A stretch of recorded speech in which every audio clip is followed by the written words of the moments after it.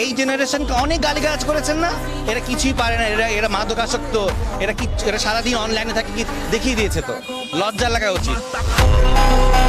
আসসালামু আলাইকুম এভরিওয়ান, আশা করি সকলেই ভালো আছেন, সুস্থ আছেন। তো গত 8ই আগস্ট আমাদের সাধারণ শিক্ষার্থীদের উদ্যোগে আমাদের পাটুরিয়া ঘাটের পরিষ্কার পরিচ্ছন্নতার কাজে আমরা উদ্যোগ নেই। তো অবশেষে আমরা সকল শিক্ষার্থীরা মিলে এই কার্যক্রমটা চলমান রাখি। এখানে ছিল বড় ভাইয়েরা, এখানে আরও উপস্থিত ছিলেন আমাদের উলাল ইউনিয়নের 5 নং ওয়ার্ডের জনপ্রতিনিধি ফয়সাল ভাই। তো ফয়সাল ভাই সাধারণ শিক্ষার্থীদের সাথে সবসময় ছিলেন, পাশে ছিলেন, আরও ছিলেন, উপস্থিত ছিলেন আমাদের আলাল ভাই, বড় ভাই। তো আমাদের বন্ধুবান্ধব আরও ছোটো ভাই ব্রাদার, স্কুলের ছোটো ভাই ব্রাদার, বোনরা সবাই আমাদের এই মানবিক কাজে সহযোগিতা করেছে। তো আমাদের পরিষ্কার পরিচ্ছন্ন করতে প্রায় সারাদিনটাই লেগে গিয়েছিল। আমাদের ঘাটে অনেক ময়লা আবর্জনা ছিল, এগুলো আমরা পরিষ্কার করি, পরিচ্ছন্নতা করি। তো এই কাজে যাদের সহযোগিতা ছিল তারা আসলেই অনেক মানবিক।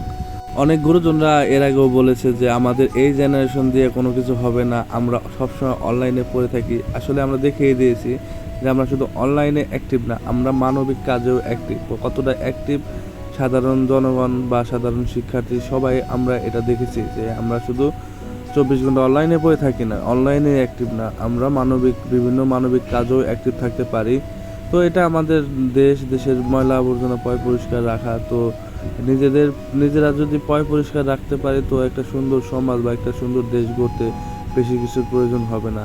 তাই সবাই সবার জায়গা থেকে এগিয়ে আসলে এই জিনিসটা করা সম্ভব। এখানে অনেক ছেলে পেলে বা ছেলে মেয়ে ছিল, অনেক শিক্ষার্থী ছিল যে বাসায় 1 গ্লাস পানিও হাত দিয়ে ভরে খানা, তারা আজ রাস্তাঘাট ঝাড়ু দিতেছে। আসলে এটা আসলেই অনেক আনন্দের ব্যাপার। আসলে মানবিক কাজে যদি আনন্দ উৎসাহিত না থাকে, আসলে মানবিক কাজে করে আসলে আনন্দিত পাওয়া যাবে না।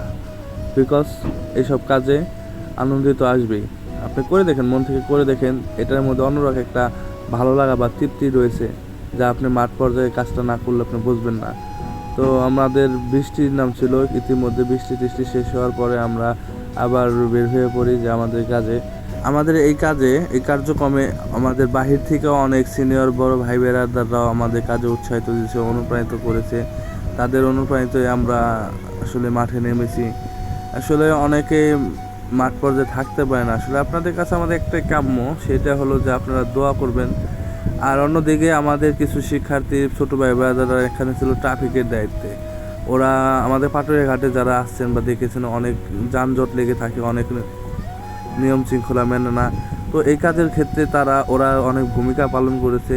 ভিডিওটা অনেক আগের করা, বিকজ আমাদের 8 তারিখ থেকে এখন পর্যন্ত কার্যক্রম চলমান আছে। আমাদের ট্রাফিকের সর্বমোট 25-30 জন পোলাপান আর কি নিয়ন্ত্রণ করে। ওরা সকালে আপনার ওই সকাল 8টা থেকে দুপুর 2টা পর্যন্ত এক ব্যাচ থাকে, আবার দুপুর 2টা থেকে রাত 8টা পর্যন্ত এক ব্যাচ থাকে। আসলে ওরা এখন তো এটা কোনো স্বার্থ বা কোনো সনদপত্র পাওয়ার জন্য কাজটা করতে না, দেশের স্বার্থে, দেশকে ভালোবেসে দেশের স্বার্থে এই কাজগুলো করতেছে, দেশপ্রেম থেকেই।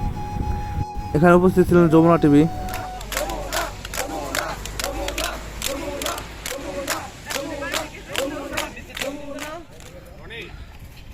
সবাই স্লোগান দাও, যমুনা।